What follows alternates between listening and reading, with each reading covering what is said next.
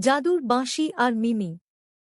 মিমি ছিল একটি ছোট গ্রামের সাহসী ও দয়ালু মেয়ে, যে প্রকৃতি ও বনজঙ্গলকে খুব ভালোবাসত।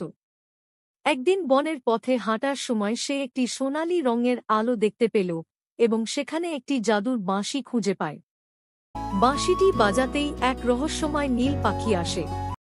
নীল পাখিটি বলে, ধন্যবাদ মিমি, তুমি জাদুর বাঁশিটিকে আবার জাগিয়ে তুলেছ।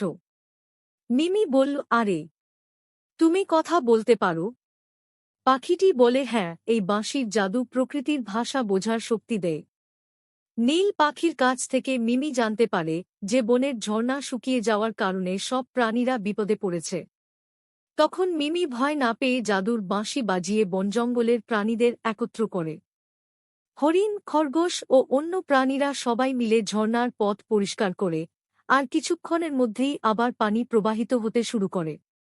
শেষে বন আবার প্রাণ ফিরে পায়, আর সবাই মিলে আনন্দ উদযাপন করে। এই গল্প আমাদের শেখায় যে সাহস, ঐক্য এবং প্রকৃতির প্রতি ভালোবাসা পৃথিবীকে সুন্দর ও নিরাপদ রাখতে সাহায্য করে।